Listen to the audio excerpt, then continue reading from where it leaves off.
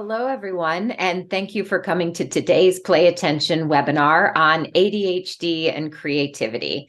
I really do appreciate you all taking some time out of your day to discuss this topic. And as I look through the list of attendees, I see a lot of individuals who have been to previous webinars. And when we do our webinars, we often talk about ADHD and weak executive function. We give you several different types of tips and strategies to help develop skills. And this is a little bit different because we're focusing on the positives. And I think that's so important because a lot of times when we talk about ADHD, we tend to focus on the negatives, right? It's easy to point out what the negatives are and how the challenges of ADHD may impact us. And so when I do consultations with our parents and our adults and our professionals who are dealing with ADHD and working through all of the challenges that might occur, I like to ask the very first question: what is your child's strengths? What are your strengths?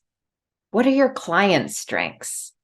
And so I really want to focus today on a strength of ADHD, because I will tell you that 95% of the people I ask, what is your child's strengths?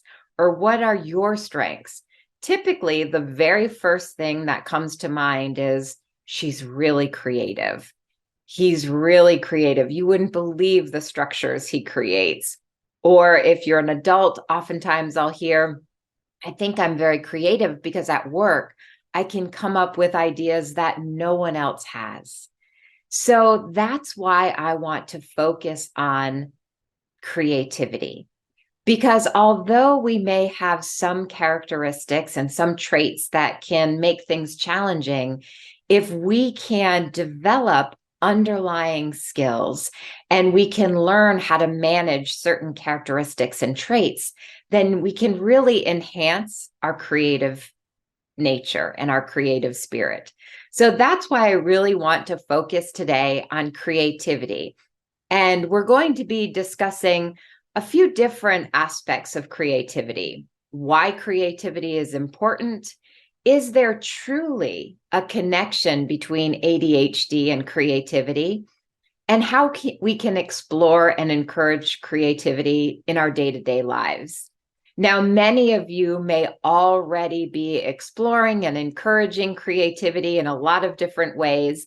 And I do want you to utilize the chat box today, because I want you to ask questions and type in your suggestions or way that you explore creativity so that we can share those questions and comments with the entire group and really learn from each other and really enhance everyone's experience here today.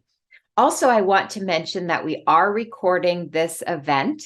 So at any point, if you have to leave, you'll still receive the recording. So don't worry, tomorrow we'll be sending out the replay link so that you'll be able to watch certain areas you may have missed, or you can share the recording with family members or staff members who were unable to attend the live event today.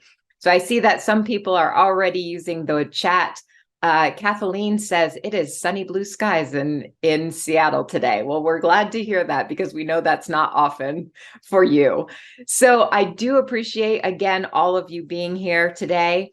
And so let's talk about creativity. Maybe some of you have experienced a similar scenario. You leave your child in a room with a very ordinary object. And it could be as ordinary as this cardboard box. And when you come back a couple of hours later and you look in that room, this is what that ordinary box became. Your child took that ordinary item and made it into something extraordinary. Have any of you experienced a similar scenario? It may be with your child or yourself, or perhaps your students. All right, a lot of you are saying yes, you've definitely experienced that.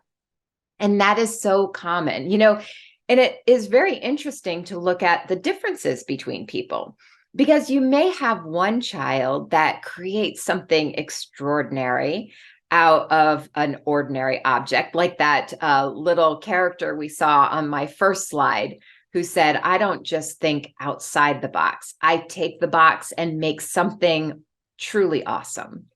So you may have a child who has that type of creative spirit and can think beyond what the current knowledge is of why we have a box.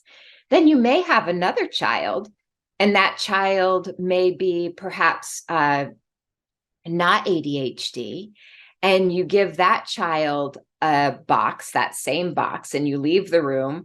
And in the past, your child has seen you pack certain items in boxes. So the knowledge base is that a box is for packing things. So when you come back into the room, that child who's very different is actually taking items like books and maybe extra toys that she might not play with anymore, and she's actually packing that box because she knows that a box is meant for packing. So you have very different thinking, and we want to encourage everyone to explore what their strengths are. So I would like you to go ahead and type in the chat box, because a lot of you are saying you have had a similar scenario to the box scenario. I want you to type in the chat box and tell me, how do you or your child or your students or your clients express their creativity? Go ahead and type and we'll share some of these ideas, because I think if we explore some ideas, it will spark some creative interest for other people. So does your child explore or present creativity through music? Does he sing? Does your daughter write songs? Perhaps you are an amazing painter and you express your creativity through painting. Or perhaps you are really creative when it comes to utilizing technology. Maybe you're a graphic artist, or maybe you build structures. Maybe at work, you're just a really amazing problem solver and you're able to see problems and you're able to see the entire picture and come up with innovative solutions. Go ahead and type in how you or your family members or clients express creativity. Heidi says through music. Ed says through drawing. Dave says taking things apart and building new things with them constantly. That's great. Asia says through grand ideas, especially tech related, like with AI and emergent technologies. Kilmikis, and if I'm pronouncing that incorrectly, I am sorry, you can correct me here. Drawing, game coding, or building structures. Excellent. Bonita says problem solver, sewing, drawing, construction. Oh, good. I'm glad that was the way you pronounce your name. Kathleen says, I'm trying to draw more. I use it to show illustration in my Bible study. Excellent. Very good. So we have a lot of different ways. One way, when I'm doing those consultations I mentioned, a lot of times I hear he's constantly playing with Legos. We have an entire room dedicated to Legos. And when he gets a new Lego set, he doesn't look at the instructions. He just creates something more amazing than what the instructions actually indicated. That is one I hear all the time. Kamika says, yes, Legos and gears, exactly. Marina says, drawing, game coding, building things. My son with ADHD does very innovative things with mega blocks. Daniela says, hello, thank you for celebrating this wonderful aspect of ADHD. I became a florist late in life. Oh, that is fantastic. I express myself through flowers and I find peace in nature. Very nice. Kathleen says, I love music and singing. Bonita says, loved Legos when I was a kid 50 years ago. It's never too late to get those Legos back out, Bonita. So you can see there are a lot of different ideas, and maybe listening to other people's ideas and how they express themselves gives you even more encouragement to explore your creativity. So it does seem we've all had experiences with ADHD and creativity. So it does seem that many people with ADHD are extremely creative. And I have to uh, share Liati's because I love this. Liati started taking acting lessons a year ago because I always wanted to do it. That's fantastic. So we do observe this in our day to day. But it's not just based on observation. There are actual scientific studies that show many ADHD traits may encourage creative thinking. There's a really great article in Scientific American, and it's titled The ADHD Advantage, the ability to think more creatively. And so that is really interesting to look at because they've actually looked at different studies done to link ADHD and creativity. And what they found is that there are three aspects of creative cognition, creative thinking. And those include divergent thinking, conceptual expansion, and overcoming knowledge constraints. And it does seem that these three aspects of creative cognition are very common for individuals with ADHD. If we just think about that last one there, overcoming knowledge constraints, we already talked about this one, right? With the box, right? The one child knew the box was for packing. So that was her knowledge. Her knowledge base was we pack things in a box. So she packed things in the box. Whereas the neurodivergent individual actually took that box and created something really awesome. So it is really interesting to look at these different types of cognition. If we look at divergent thinking is the ability to think of many different ideas from a single starting point. And that's a critical part of creative thinking. So research has shown that people with ADHD are exceptionally good at divergent thinking. So that's, for example, here you see the ice cream cone and it's resting a light bulb at the top. So that's the ability to take something very ordinary and inventing new creative ways to use that object, that everyday object. Or it could be, let's say we take the cell phone and that individual is able to actually come up with new features that are amazing and haven't been developed yet and are really useful. So it's coming up with new ideas and being able to take ordinary ideas or ordinary items and make those into something else. There was also another study that's discussed in the article where researchers asked two different groups of college students. One group was identified with ADHD, and the other group of college students did not have ADHD. They asked both groups how they prefer to approach problems. Now, I bet if you think about those three different types of cognition or creative cognition, you can kind of guess what the result was. So it came to the end results that those without ADHD were more likely to enjoy using or developing existing ideas, whereas those with ADHD were more likely to enjoy coming up with new ideas. So both of these studies, just these two that we talked about up front, these findings link ADHD to all three elements of creative thinking: that divergent thinking, conceptual expansion, and overcoming knowledge constraints.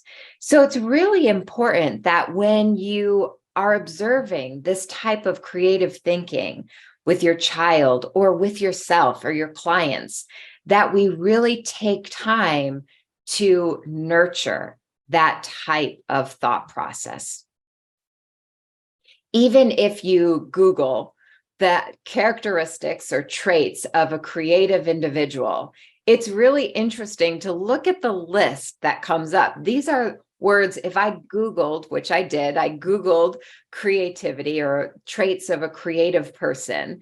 And these are some of the traits that were listed: imagination, daydreaming, persistence, high energy, risk-taking, curiosity, perception, sensitivity and intensity, sense of humor and playfulness. Does that sound familiar at all? I find it really interesting that the traits that describe an individual with creativity or who's very creative are also similar to the traits that we use to describe an individual with ADHD.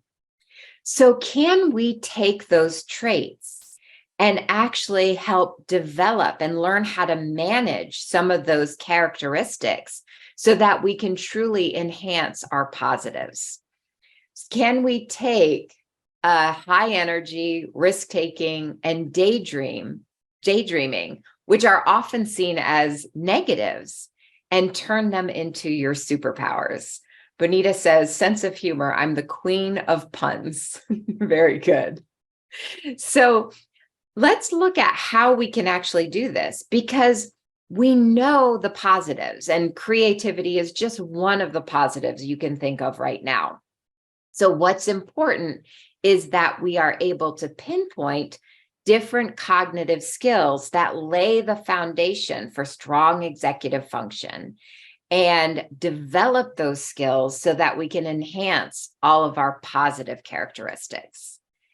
So if we look at, and I'm taking over some of the screen here, the same qualities that make it difficult to finish homework on time or follow through with instructions may actually promote creative thinking. Let's look at some of those characteristics. So impulsivity. You know that one of the biggest areas of executive function, one of the processes of executive function, is inhibitory control, right? Your ability to control your impulsivity. And a lack of inhibitory control means you have a hard time holding back when you want to say something or do something. So that may become a problem if you're not able to manage your impulsivity. Then it can lead to you saying something that later on you regret. It may cause your child to act out impulsively, where they're cutting in line or yelling out answers when it's an inappropriate time, or even telling jokes at inappropriate times because they're unable to control that impulsive nature. So we know that impulsivity can cause problems in our lives. However, if we can help you learn how to manage that impulsivity, not get rid of it, but manage it, it can also quiet that inner critic and allow you to let ideas flow freely. So impulsivity, yes, can at certain times cause problems, but if you're learning how to harness that impulsivity and use it at the appropriate time, it can actually release you and really set your creativity free. Now let's look at easily distracted, because, and I'm going to make myself a little bit smaller there, because easily distracted, many of you here today probably can relate to this, where you are so easily distracted by sounds or by visual stimuli. And you may notice that if there are any distractions around your child when he's trying to do his homework, he just can't get anything done because he's so easily distracted. And, that's very common. We hear so much about attention deficit, and that's really a misnomer. There is no one with a complete lack of attention, right? The problem really stems from the fact that you have great attention. Your child has fantastic attention. The problem is she's paying attention to bits and pieces of absolutely everything around her. So she may be able to tell you a little bit about what the teacher said, but she also knows what the bird's doing outside and what Johnny's doing in the back of the room, because she's picking up bits and pieces of everything. Now, left unmanaged, if you're not able to manage that distraction, of course it can cause problems, because as you know, it can lead to you actually not being as productive during the day, because you may start one thing that's on your to-do list, and while you're doing that one thing, you get distracted by maybe the laundry or maybe another task that you feel like you should finish at that moment, or maybe a TikTok video. There are a lot of distractions in our environment that when we get off task, we're unable to regain our attention on that original task. So it can make us less productive. It can also affect our memory because we are not catching all of the information. It can lead to us working really hard. You may say, I start a million things, I finish nothing.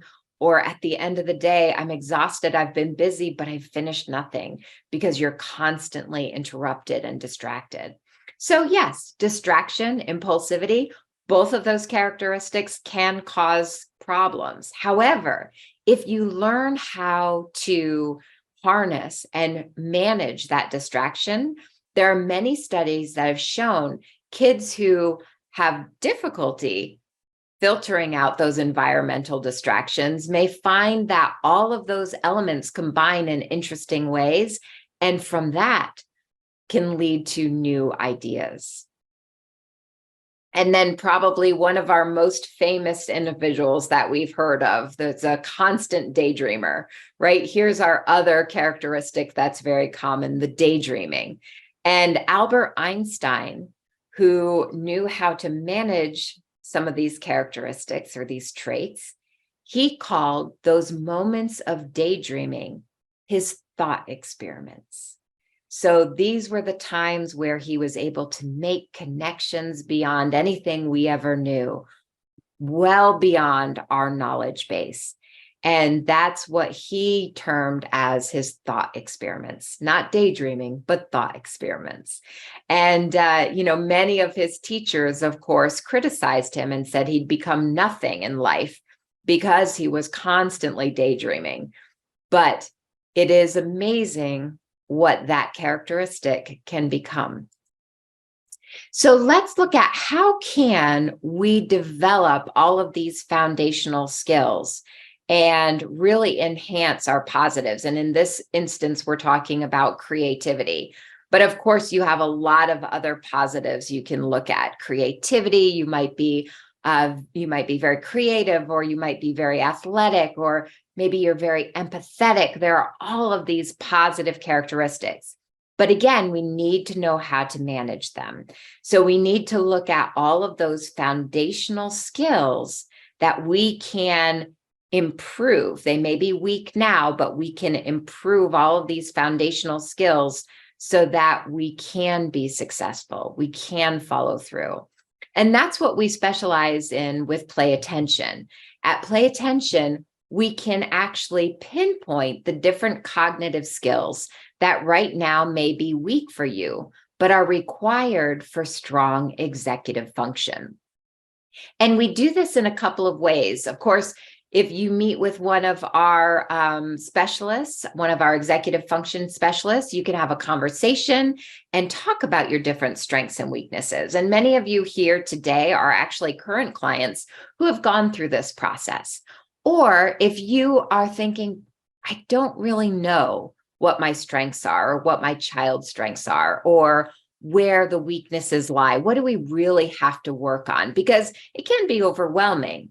And so we do have a couple of assessments available to help pinpoint those foundational skills that, again, may be weak, but are required for strong executive function.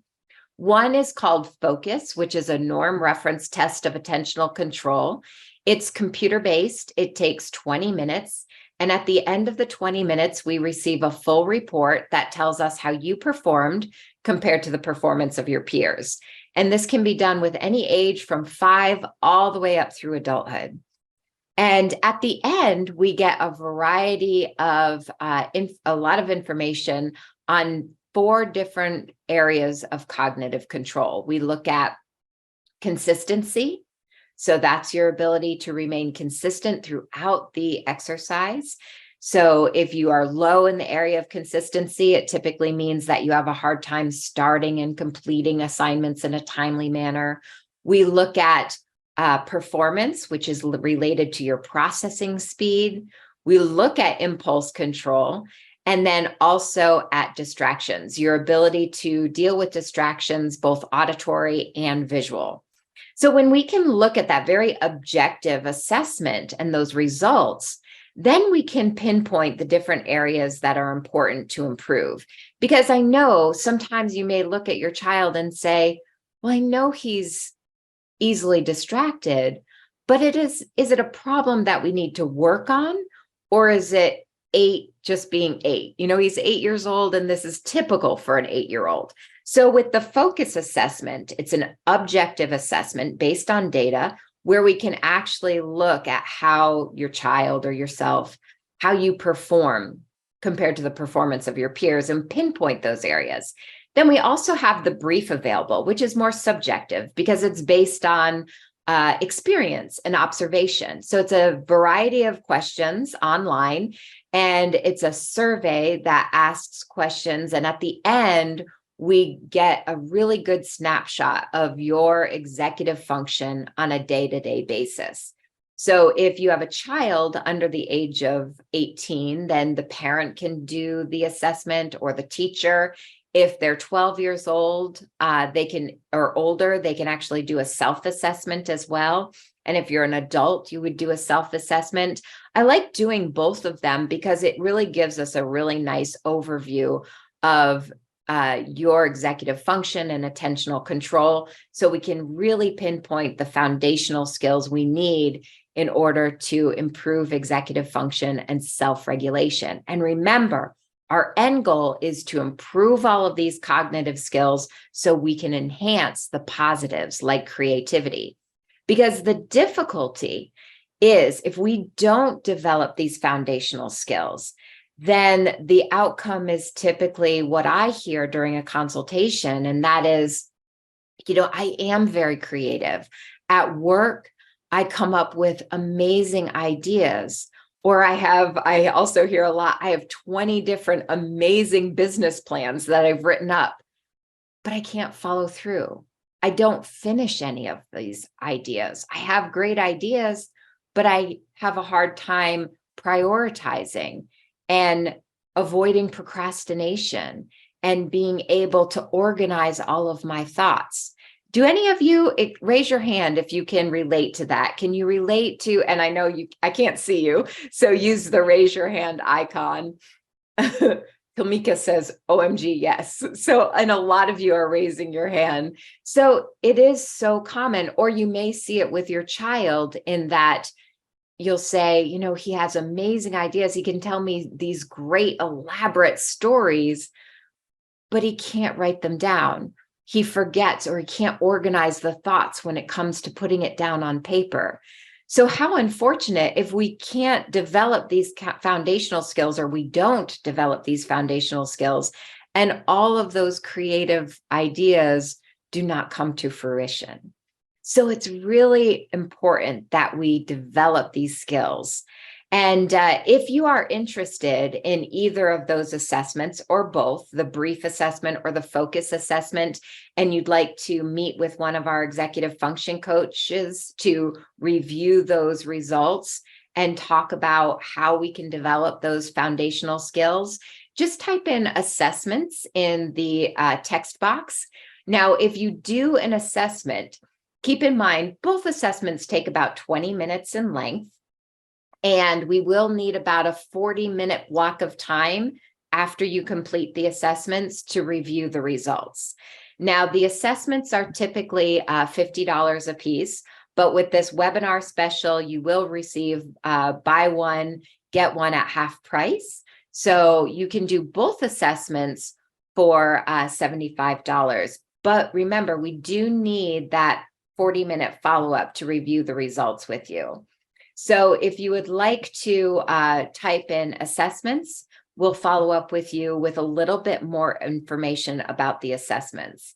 Kathleen says, I get into an endless editing cycle when writing.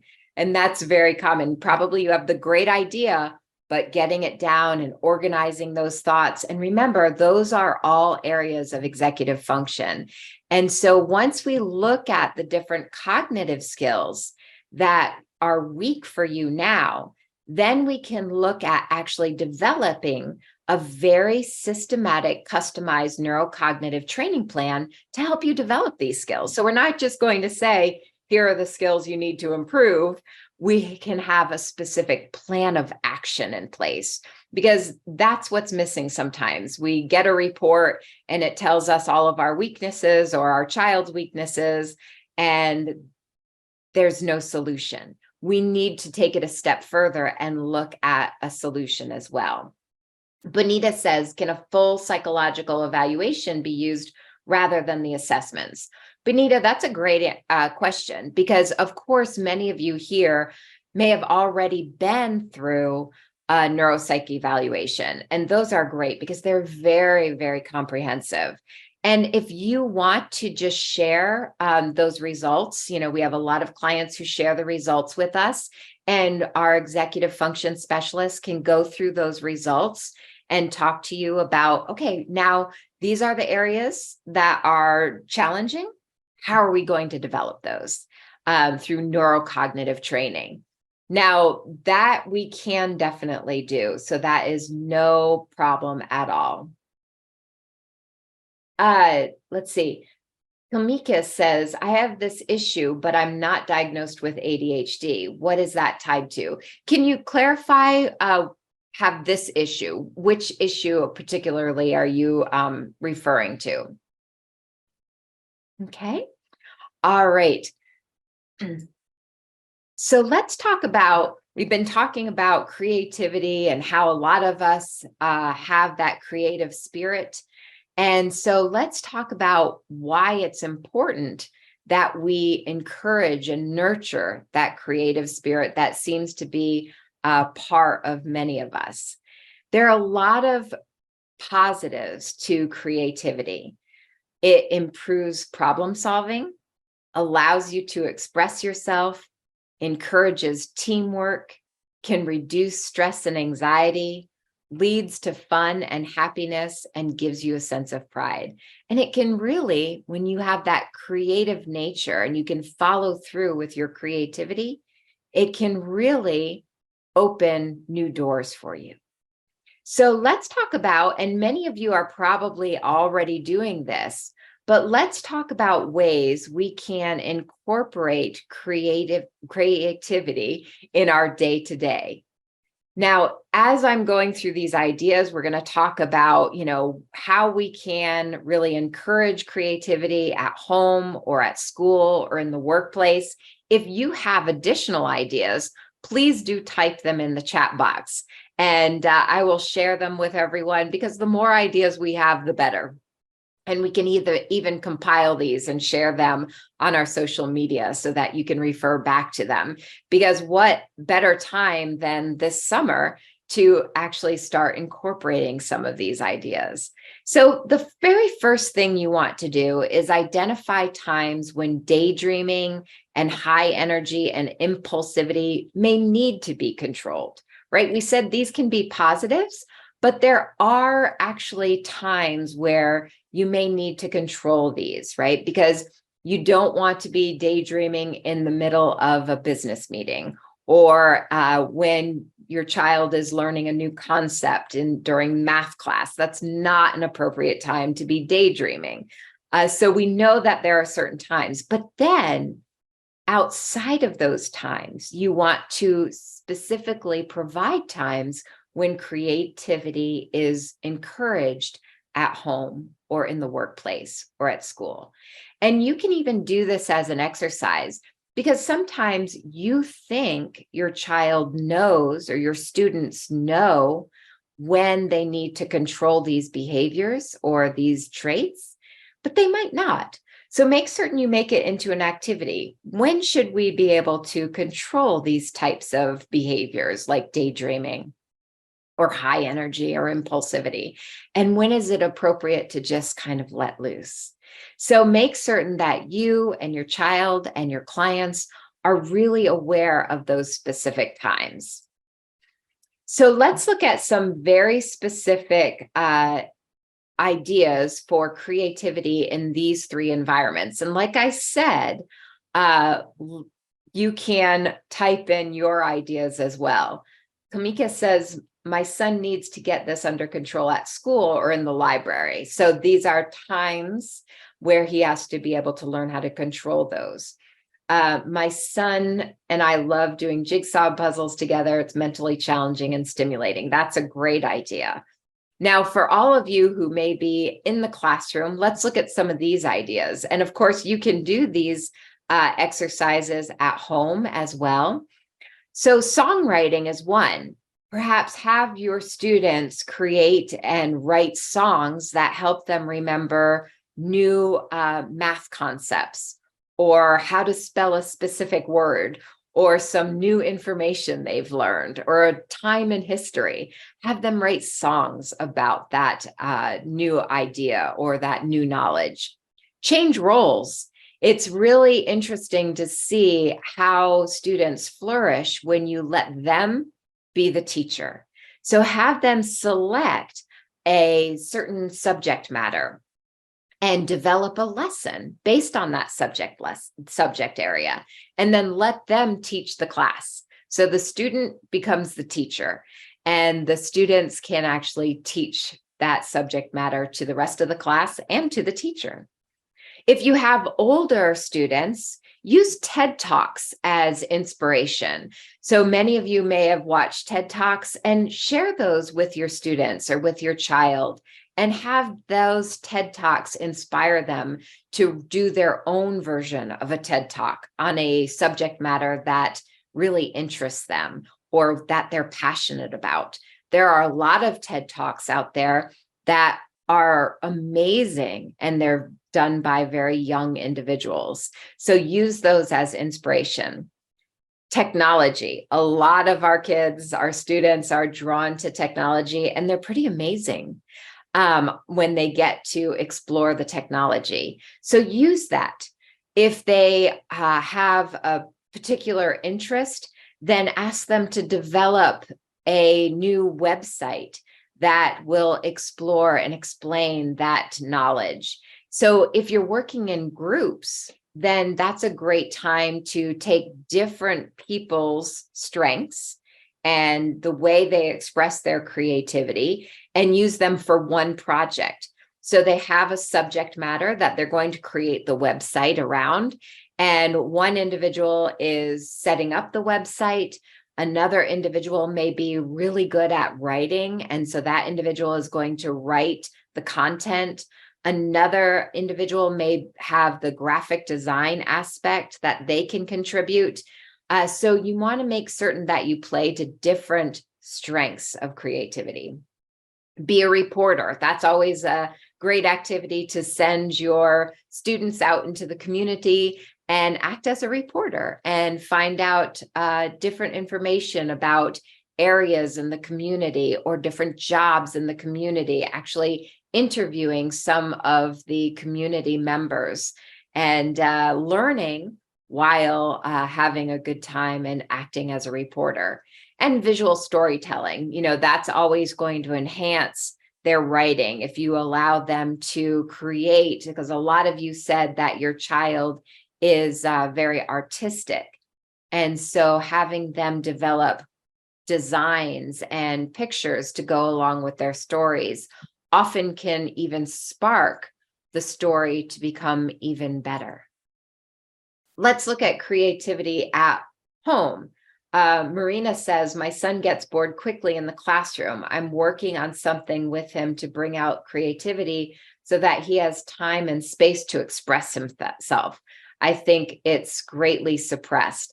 I think so too. And I think that's why it's important we talk about this and make certain that we are setting these times aside. So that's really important, Marina. So you could do certain things at home, like creating individual family vision boards where everyone has a poster board and they post their visions. They can do clip art. They can take in pictures from magazines. They can draw certain items. They can post items on their board. So have everyone create a vision board and share that vision board with the rest of the family. Host a karaoke and dance night, and talent night kind of ties into that as well, doesn't it? You can create a craft area, just always have those craft items out, and they don't have to be specifically for crafts. Any ordinary object that can be made into a craft can be put into that corner. A lot of our clients will say, we have crafts going on all the time, but the craft supplies are everywhere. And so if you have a designated craft area where people can just occasionally put things in that area, it'll be amazing to see what is developed and designed in that area. Good. Kamika says, I keep tons of creative supplies out for him to access at home. Great. And now another area is cooking. Do creative kitchen ideas. So you can perhaps have all of your favorite food items or ingredients and create a new inspired meal that you've never had before. Or do a fusion night where you might put different types of food in a hat, just write out Italian and put that on a piece of paper and in the hat, and then write Asian and put that in the hat, American, put that in the hat, and have all of these different types of food genres, and then have your family pull out 2 pieces of paper and create a fusion meal. So it might be Italian Asian night, and you can create new ideas from that fusion food. Create new or find new uses for items. You can have everyone bring an item and from home and put it on the table, and everyone has to come up with a new idea of how that item can be used in a different way. You can take an online art class or sign up with local class with friends. And always remember, I think this is one of the most important, just unplug. Just take all of the devices away. Have a device-free zone, a device-free time. And when all of those distractions of the devices are gone, then you can really see creativity come to life. Because what are you going to do now, right? You can see everyone kind of come up with new creative ideas to do while we don't have our faces in technology. It is challenging to unplug, but working on it, that's excellent. That's all we can ask, is that you work on it and just set up little goals, just some little times during the day where you have a device-free time, a device-free zone, and just gradually build up from there. I know it can be difficult. Creativity in the workplace, because many of you here today have a workplace, and you can start incorporating different times and activities that will encourage creativity. So first, you want to make certain that all of your colleagues and staff members know that you support creative risk-taking. And you can make certain that you have time to brainstorm new ideas and to talk about those ideas and expand on those ideas. So the very first thing is to make certain everyone knows that you appreciate and value that creative idea. Switch up the office routine and get a different change of scenery. So instead of having your business meeting at the desk, maybe you'll get up and take a walk. Create a brainstorming wall where everyone can just contribute throughout the day. Create time and space for self-reflection and mindfulness. Many studies have shown that meditation can actually promote creativity.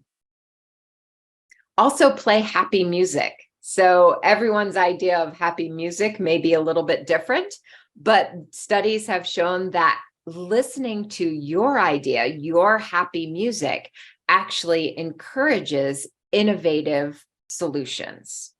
Have stand-up meetings. When you have everyone stand up in a meeting, it actually changes the energy. You'll feel that shift. You'll see that more ideas start flowing. And build it. If you have an idea and you spec that idea out, then build a prototype so that you can see it. When you can see your idea, then it actually can help you get a new perspective, and it can inspire other colleagues when they can actually see your idea and not just read about it. So I hope these ideas, and if you have more information or more ideas, then I will share them with everyone, and you can type them. And like I said, we'll share them on our Facebook or Instagram as well. Kathleen says, I buy ingredients, including rice mix and ramen and things to them. I have healthcare aid. I direct in preparation. I get distracted while cooking. Well, that's a good way to keep you on track and to still have some great ideas, but have someone to help you with that. Excellent. Very good. So I hope that some of those ideas about how you can allow time to really nurture your creative spirit or your child's creative spirit will really make you consider why creativity is important. So if we look at creativity as one of your strengths, one of your superpowers, then we also have to keep in mind that now's the time to actually develop those foundational skills so that creativity really is your superpower. So there are a few steps that you can take. Remember that play attention can help you develop all of those foundational skills.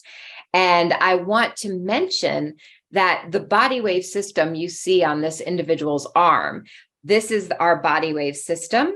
On the back of the body wave armband, there are 3 sensors. So that simply, as you see in the picture, that simply rests on your arm. And those sensors monitor your brain activity that tells us how attentive you are.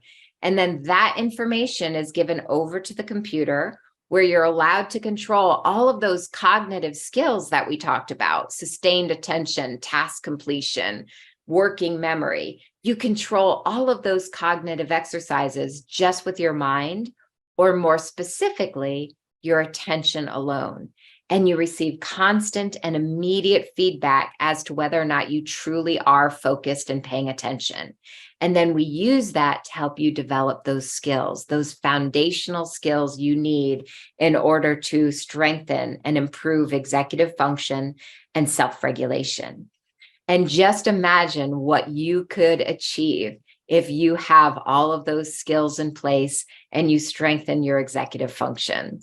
So let's talk about some next steps. One, of course, is many of you typed in assessment already. So if you are interested in learning more about the assessments or registering for the assessment, just type in assessment and we will follow up with you. If you have a neuropsych evaluation already, like many of you said, or you don't feel that you need an assessment, you're pretty knowledgeable about the specific areas you want to improve, then you may want to simply do the one-on-one consultation. Remember, the executive function assessment, that will follow up with the consultation to review the results. But if you want to forego the assessment and just do the consultation, just type in consultation and we'll follow up with you with our consultation calendar so that you can schedule a time to meet with us. And then also, if you don't have time to do a one-on-one consultation and you just want to attend our next webinar, our next Play Attention webinar is next Wednesday. And that webinar is going to go through Play Attention's full educational foundation. We'll talk about the technology a little bit further and how we use this, and we integrate feedback technology with cognitive skill training and behavior shaping to provide you with the most comprehensive approach available. We will be going through that entire process at our webinar next Wednesday. So if you want to attend that webinar, type in webinar, and we will make certain that you are enrolled for that or registered for that webinar. Of course, if you can't attend the live webinar, don't worry, because we will, if you register, we'll follow up and make certain that you get the webinar recording. So assessment, consultation, or the webinar, okay? And if you want to continue typing in questions, I think, Kathleen, do you help me with the assessments? The assessments are done online. So if you need help, no problem. That's what our executive function specialists are here for. We can walk you through the process so that we make certain that you know how to do the assessments particularly. No problem there.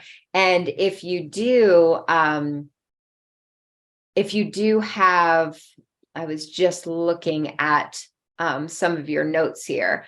I know that you mentioned that you have an aide. If you want us to talk to your aide and your aide can help you while they're there, we can do that as well. No problem. All right. And those, someone's asking about the ages. The ages for both the assessments and play attention, we do recommend at least 5 years old, but you can work on up through adulthood. All right. Well, thank you so much, everyone. This is a fun topic. I hope you really have time to reflect on creativity as a positive in your life, and you will be able to really explore this a little bit further. And I do hope that we can work with you very soon and help develop those foundational skills so that you can be successful, so that your child can be successful, and really make that creativity your superpower. Thanks so much, everyone. I really appreciate your time. Hopefully I'll see you next week at our webinar on play attention, or perhaps we'll be doing a consultation or assessment together. I appreciate you, and I hope you have a great day.